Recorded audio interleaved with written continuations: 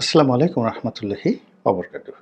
সম্মানিত দর্শক, শেখ হাসিনাকে নিয়ে ভারত খেলছেন, বাংলাদেশের সঙ্গে খেলছে, আমেরিকার সঙ্গে খেলছে এবং পুরো এই অঞ্চলের যে ভৌগোলিক রাজনীতি, জিও পলিটিক্স, এই জিও পলিটিক্সকে একেবারে উল্টিয়ে পাল্টিয়ে তছনছ করে দিচ্ছে এবং শেখ হাসিনাকে অস্ত্র হিসেবে ব্যবহার করে আগামী দিনগুলোতে তারা যে মাস্টার প্ল্যান করে যাচ্ছে এবং সেই মাস্টার প্ল্যান বাস্তবায়নের জন্য আমেরিকাতে, ইউরোপে, দিল্লিতে, কলকাতাতে, আগরতলাতে এবং ঢাকাতে একাধিক পক্ষ এখানে কাজ করছে এবং আপনারা কি টের পাচ্ছেন যে বে অফ বেঙ্গল, আমাদের যে বে অফ বেঙ্গল, ক্রমশ এই মহান সম্পত্তিটি আল্লাহ কর্তৃক প্রদত্ত একটি নিয়ামত, এই বঙ্গোপসাগর আমাদের জন্য গলার কাটা হয়ে যাচ্ছে। এর কারণ হলো যে আমাদের যে সমুদ্র সীমা, এই সমুদ্র সীমার উপর যে গভীর জলাশয় রয়েছে, অর্থাৎ বঙ্গোপসাগরের আমাদের মহিষসোপানের পরে যে গভীরতা রয়েছে, এই গভীরতা পৃথিবীর সবচেয়ে গভীরতম যে সমুদ্র গিরিখাত ম্যারিয়ানা ট্রেঞ্চ, এই তার চেয়েতেও গভীরতম।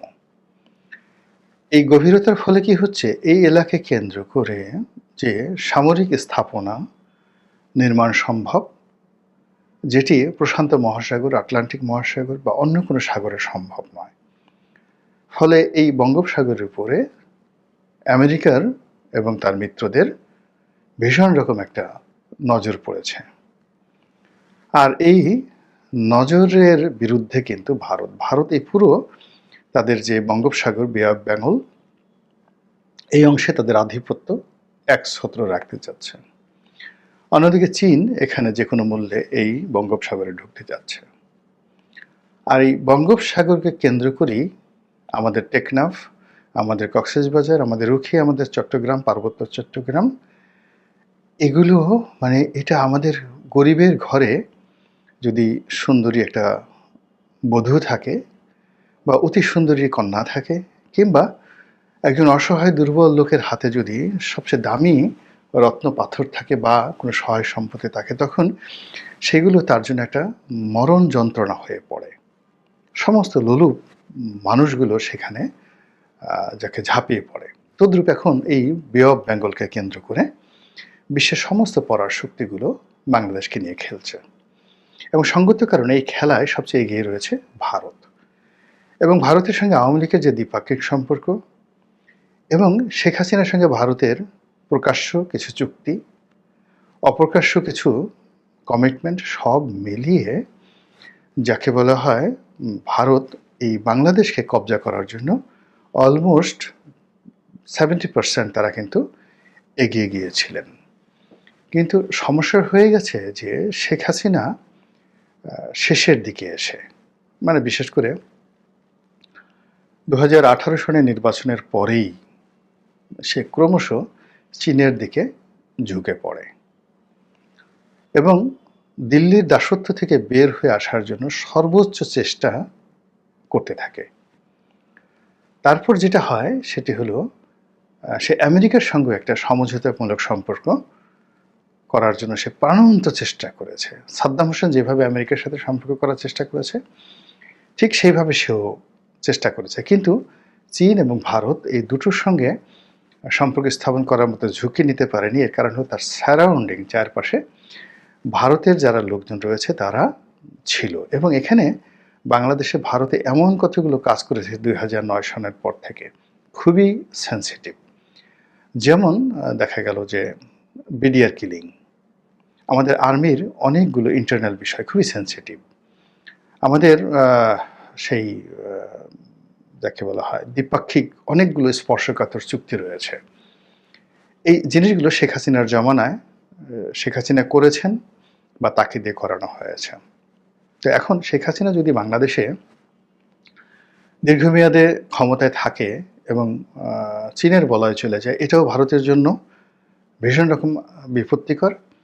আবার শেখ হাসিনা যদি ঠিক এরকম দোদুল্যমানতায় ভারতকে রাখে, সেটাও ভারতের জন্য ঝুঁকি। এর কারণ হলো যে যদি শেখ হাসিনা বাংলাদেশে তার পতন ঘটে এবং তিনি বিচারের মুখোমুখি হন, তাহলে পুরো বিষয়গুলো কিন্তু আদালতে চলে আসবে, যেটি ভারতের জন্য আমাদের সাথে তাদের যে দ্বিপাক্ষিক সম্পর্ক, এটি রীতিমতো গণরোষে পরিণত হয়ে যাবে, যা করা হয়েছে। এজন্য শেখ হাসিনাকে তুলে নেওয়া, এমনকি আমার কাছে মনে হয় যে লাস্টে যে সকল বিদ্রোহ হলো, বিপ্লব হলো এবং এর মধ্যে যে সকল সন্ত্রাসী কর্মকাণ্ড হয়েছে, যে সন্ত্রাসী কর্মকাণ্ডের সঙ্গে এই বিপ্লবের যারা বেসামরিক লোকজন, তাদের থাকার কথা নয়। অনেক গুলাগুলি, থানা পোড়ানো, তারপরে শেষে পুলিশ হত্যা, এরকম অনেক নৃশংস ঘটনাগুলো ঘটেছে, যার সঙ্গে সরাসরি বিদেশিদের হাত ছিল, এটা একেবারে স্পষ্ট। এখন সেই হাতটা কি আমেরিকার FBI রয়, না কি দিল্লির, নাকি অন্য কারো, এগুলো ভবিষ্যতে আসবে। কিন্তু যে ঘটনাটা ঘটলো, যে আমার কাছে যেটা মনে হয়েছে যে আমি কথা আগেও বলেছি বহুবার, যে বঙ্গবন্ধু একটা সময় দিল্লির জন্য খুব অসহ্য হয়ে পড়েছিল। ফলে বঙ্গবন্ধু হত্যাকাণ্ডের সঙ্গে তাদের একটা উল্লাস ছিল, তাদের একটা সংযোগ ছিল। তদ্রূপ এই যে শেখ হাসিনার যে পতন, এই পতনের সঙ্গে যে ভারতের কোনো হাত নেই, এটা কিন্তু বলা যাবে না। কি কারণে হাত আছে? প্রথমত হলো তাকে বাগে নেওয়া, দ্বিতীয়ত হলো তার মাধ্যমে যে কর্মকাণ্ডগুলো করা হয়েছে, সেই কর্মকাণ্ডগুলো যেন পাবলিকলি জনগণের কাছে চলে না আসে। তৃতীয় কারণ হলো যে আপনি যদি ঠিক মীর জাফর ক্ষেত্রে এই ঘটনাটা ঘটা হয়েছিল, হলো আমি শেখ হাসিনাকে অবশ্যই মীর জাফরের সঙ্গে তুলনা করছি না। অর্থাৎ মীর জাফরকে ক্ষমতায় বসানো হলো, কিন্তু ক্ষমতায় বসে তিনি সেই ইংরেজদের কর্তৃত্ব অস্বীকার করে স্বাধীনভাবে চলার চেষ্টা করলেন। তখন করলো কি, তাকে ক্ষমতাচ্যুত করে তার জামাই মীর কাসিমকে বসানো হলো। মীর কাসিম ছিলেন আরও স্বাধীন চেতা। তখন সে বলল যে কি হলো, মানে আমরা তো আরো বিপদে পড়লাম। তখন মীর কাসিমের সঙ্গে তাদের যুদ্ধ করতে হলো, বক্সারের যুদ্ধ করতে হলো। তো এটা বক্সারের যুদ্ধ নয়, এটা অন্য একটা যুদ্ধ। যাই হোক, সেই মীর কাসিমের সঙ্গে যুদ্ধ করে মীর কাসিম পরাজিত হলেন, নিহত হলেন। তারপর আবার বাংলার সিংহাসনে নবাব, যাকে বলা হয় মীর জাফর আলী খানকে আবার দ্বিতীয়বার ইংরেজরা বসিয়েছিল। তো দ্বিতীয়বার ইংরেজরা বসালো মীর জাফরকে, তখন মীর জাফর দেখলো যে তার প্রাণে বেঁচে থাকাই দায়। 2 নম্বর হলো যে এখন ক্ষমতায় বসে তারা নবাব হওয়ার শখ নেই, বাকি জীবন ইংরেজরা যদি সব নিয়েও যায়, সে শুধু ভাতাভোগী থাকতে চায়। ঠিক সেইভাবে সে আবার দ্বিতীয়বার কিন্তু বাংলার সিংহাসনে বসেছিল এবং আমৃত্যু সে বাংলার সিংহাসনে ছিল। এখন শেখ হাসিনা এই যখন বাংলার সিংহাসনে ছিলেন, তো তিনি এখানে থেকে চীনের দিকে হাত বাড়াতেন, এবং তার সবচেয়ে বড় ভুল হলো এইবার নির্বাচনে জয়লাভ করে বেইজিং যাওয়াটা। এটা তার কোনো অবস্থাতে উচিত হয়নি। তো তিনি সেই কাজটি করেছেন। তারপরে এই তার জাতিসংঘে যাওয়ার দরকার ছিল না। এই সময়টাতে তিনি গুছিয়ে উঠতে পারতেন, তার পলিটিক্যাল উইংসগুলো তিনি ঠিক রাখতে পারতেন, কিন্তু সেগুলো না করে তিনি সেই দিল্লিকে অস্বীকার করে যখন স্বাধীন সার্বভৌম এমন একটা ভাব যে আমি যা ইচ্ছা তাই করতে পারি, তখন তাকে একটা শিক্ষা দেওয়ার জন্য যদি দিল্লি তাদের প্ল্যান বি করে থাকে, এটা অস্বাভাবিক কিছু নয়। যাই হোক, এখন শেখ হাসিনা দিল্লির হেফাজতে আছেন। তো দিল্লি যদি তাকে আবার বাংলাদেশে ফেরত পাঠায়, এটি সেই মীর কাসিমের পরে ইংরেজরা রবার্ট ক্লাইভ যে কাজটি করেছিলেন মীর জাফর আলী খানকে নিয়ে, ঠিক একই ঘটনা ঘটবে। 2 নম্বর হলো যে শেখ হাসিনা ধরেন কখনো তাকে পাঠানো হলো না, কিন্তু শেখ হাসিনার মাধ্যমে যে জিনিসগুলো করা হয়েছে, সেই জিনিসগুলো এই বর্তমান সরকারের কাছ থেকে আদায় করার জন্য ভারত যদি চাপ দেয়, এই চাপ বর্তমান সরকার দিতে পারবে না। তৃতীয়ত হলো যে শেখ হাসিনাকে ওখানে রেখে তারপর তার যে রাজনৈতিক দল, সেই রাজনৈতিক দলের সাহায্য, সহানুভূতি ভারত সঙ্গতির কারণে পেয়ে গেছে।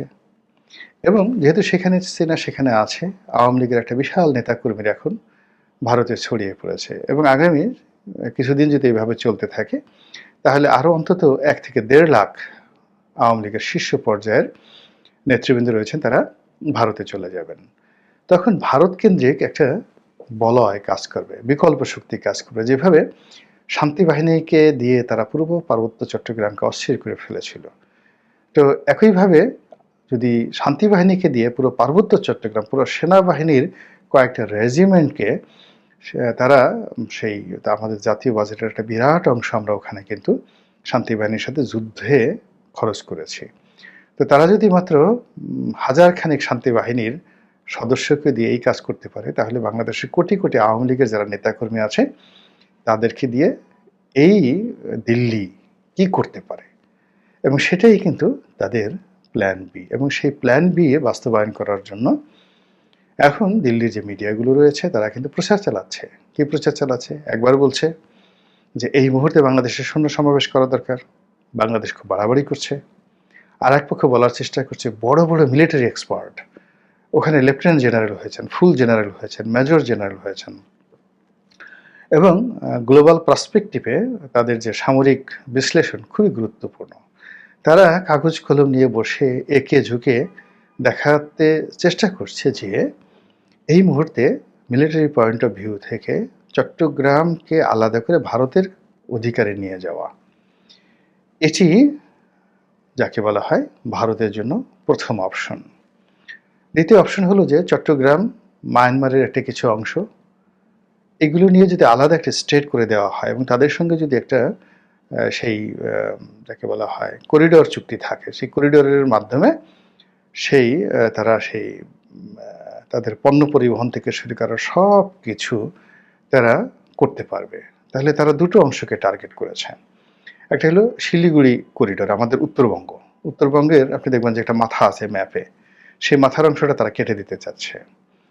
আর চট্টগ্রাম এবং পার্বত্য চট্টগ্রাম, যেখানে ওই যে ফেনী নদীর ওখানে এসে যেটা চিকেন নেক বলা হয় বাংলাদেশের পার্টে, ফেনী চিকেন নেক, এই অংশটাকে তারা কেটে দিতে চাচ্ছে।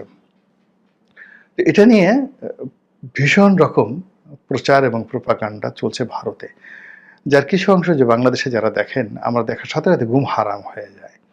তো এই যে ভারত যে প্ল্যান বি শেখ হাসিনাকে হাতে রেখে আওয়ামী লীগকে নিয়ে বাংলাদেশকে নিয়ে যে করে যাচ্ছে অনবরত, তার বিরুদ্ধে আপনি, আমি, আমাদের সরকার, আমাদের জনগণ আমরা আসলে কি করছি?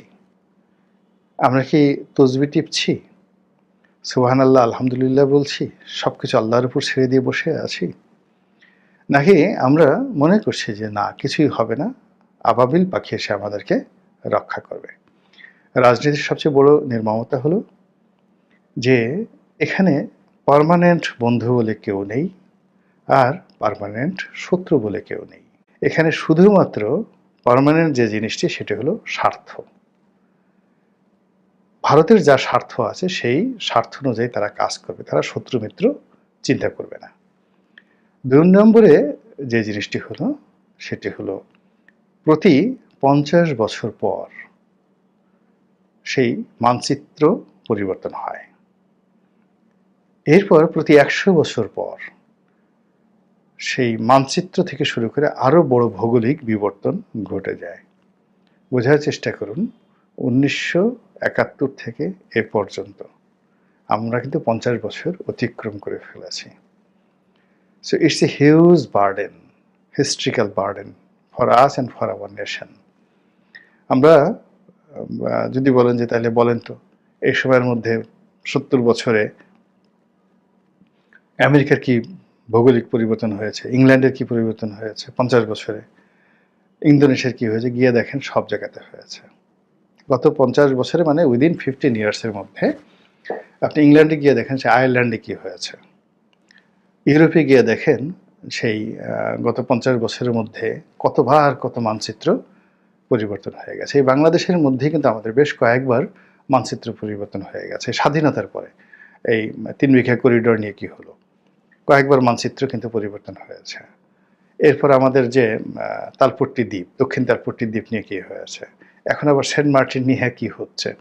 তো এভরিডে মানে ছোট ছোট ঘটনায় কি একসময় বৃহৎ আকারে এটা রূপ দেয়। এবং ঐতিহাসিকরা যা লিখে গিয়েছেন বা দার্শনিক যারা লিখে গিয়েছেন তা কিন্তু হাজার হাজার বছরের ইতিহাসকে সামনে রেখে একটা গাণিতিক সমাধানে তারা পৌঁছে গেছেন। ফলে আমরা যে একটা ঐতিহাসিক সন্ধিক্ষণে আছি, সেই সন্ধিক্ষণটা আমাদের মানতে হবে। ভারতের ক্ষেত্রে আপনারা বলতে পারেন ভারতের মানচিত্রের পরিবর্তন হলো কি করে? ভারতের একেবারে মানচিত্রের পরিবর্তন হয়েছে ২ বার।